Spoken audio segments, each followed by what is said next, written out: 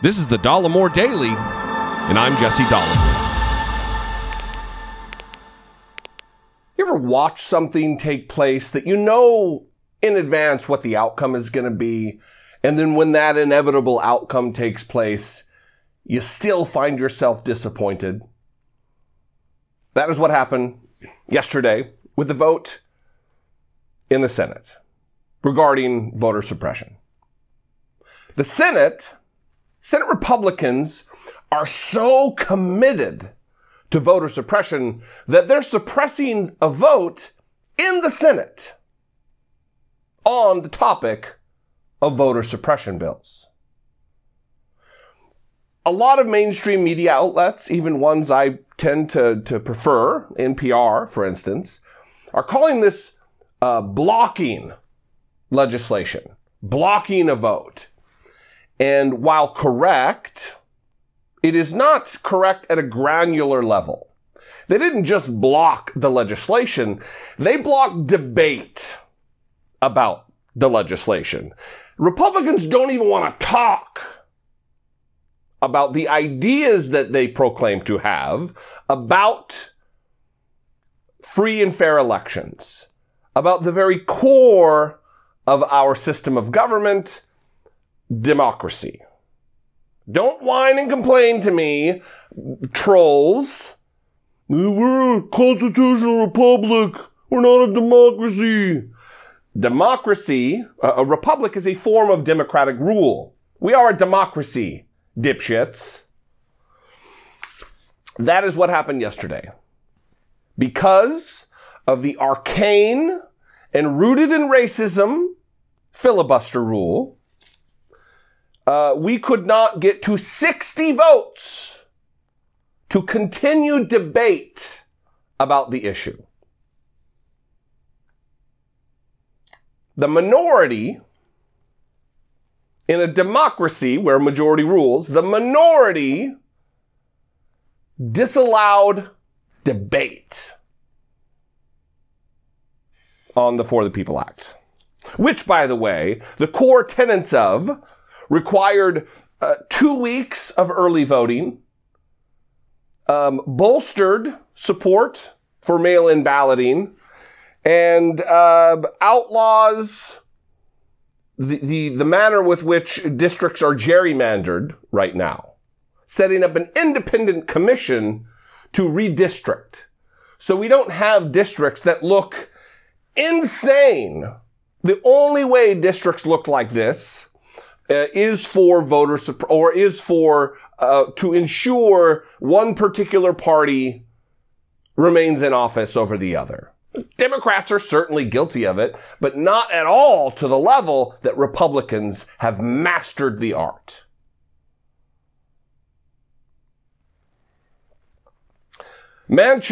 Joe Manchin did join the Democrats. It was a 50-50 straight across the board vote. And Manchin did vote with Democrats, which is good, I guess. Should be expected. But he made an effort to reach out to Republicans. Joe Manchin, still after this vote, is recalcitrant about not fiddling with the filibuster, not doing anything to maintain any kind of majority dominance in the Senate because of some bipartisanship. Like Republicans ever act in a bipartisan manner. Like Republicans ever act as anything other than obstructionists to democracy. He's still holding on to this fantasy idea that Republicans will come around and start acting in good faith. Yesterday proved they will not, because the compromises that were made, the proposals that were being put forward by Joe Manchin as he obstructed the For the People Act were roundly rejected by Republicans because they don't give a shit about compromise, about actual governance. All they care about is power, remaining in power, continuing the lie that Donald Trump, the election was stolen from Donald Trump. A lot of them won't say it with the flapping hole underneath their nose, but they say it with the way they obstruct progress in the Senate. Further, Republicans are whining. Go on Twitter. It is a sight to behold.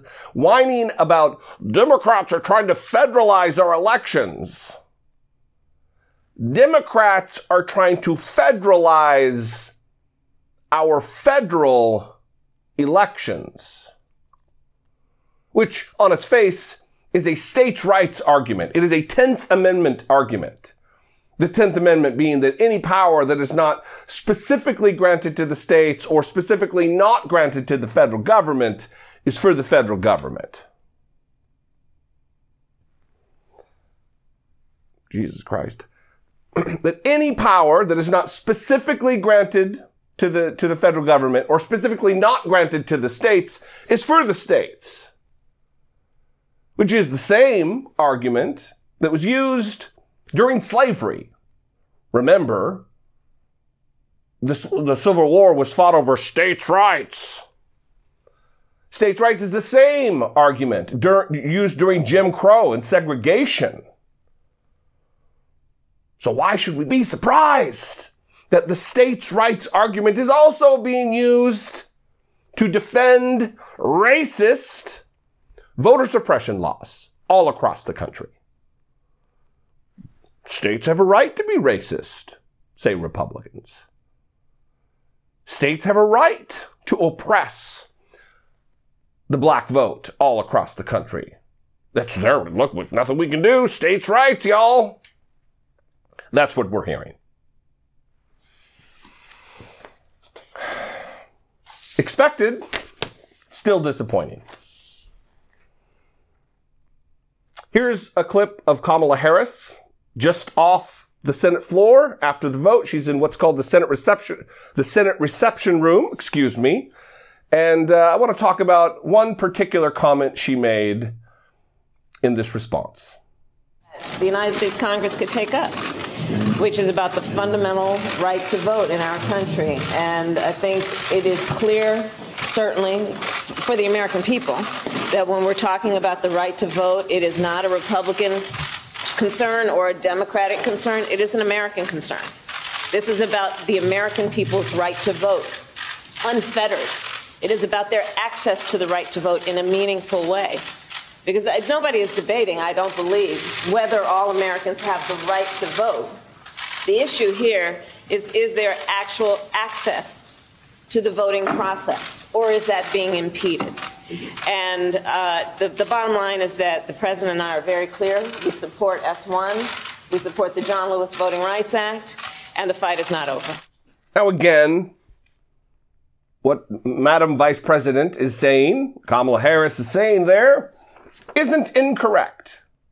Let me nitpick a little bit. When she says, nobody is debating whether all Americans have the right to vote. One, I don't know that that's necessarily true, but Madam Vice President, nobody is debating. That is the problem. There was no debate. This wasn't a vote on the legislation itself. This was a vote on whether or not we're even going to talk about it. Whether or not time will be allotted for debate on the floor where senators can rise from their desks and debate the issue on its merits. Republicans are too afraid to allow that to happen. I'll leave you with this. Chuck Schumer, directly after the vote, at his desk, speaking his mind. Watch this. Every single Senate Republican just voted against starting debate on legislation to protect Americans' voting rights. Once again, the Senate Republican minority has launched a partisan blockade of a pressing issue here in the United States Senate, an issue no less fundamental than the right to vote. The Republican leader uses the language and the logic of the Southern senators in the 60s who defended states' rights And it is an indefensible position for any senator, let alone the minority leader, to hold. And yet that was the reason given for why Republicans voted in lockstep today.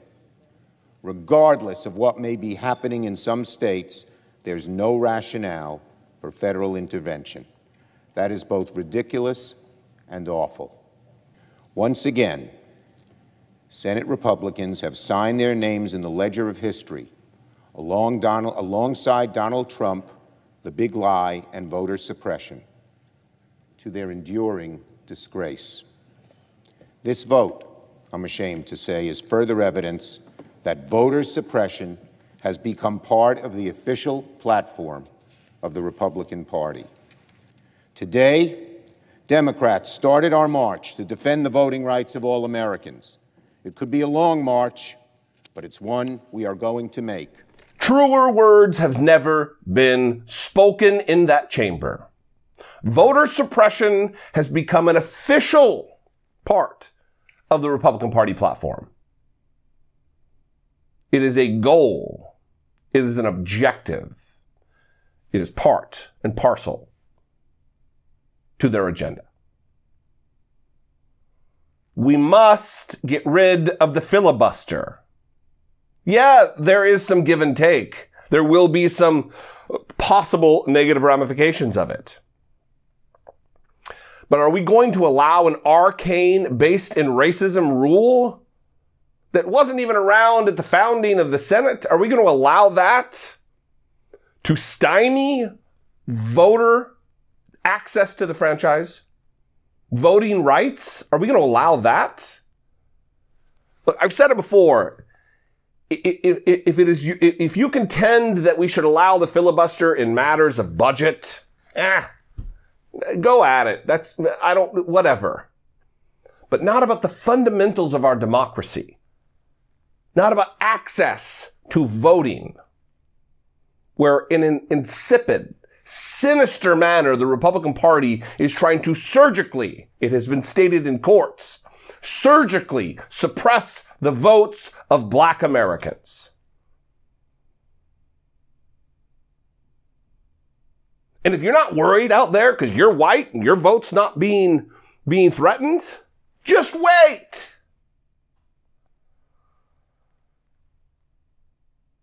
We should all be standing in the gap for those who are being oppressed. It is our duty as Americans. It is our duty as human beings. I'd love to know what you think.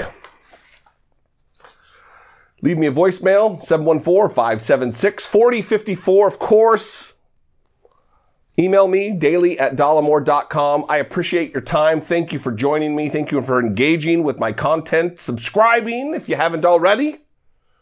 Thanks for being interested in things like this. Sometimes it gets a little wonky with the rules of the Senate. These are important matters. Follow me on social media. I would love to connect with you there. Subscribe to my podcast. Consider becoming a channel member as my voice cracks. I swear to God, I'm not going through puberty right now. For as little as $2 a month, you can become a channel member. Click the join button, see what's involved. Become a channel member, help produce my work right here on the platform. I would appreciate you considering it. I love you guys. We're going to keep fighting. We will prevail.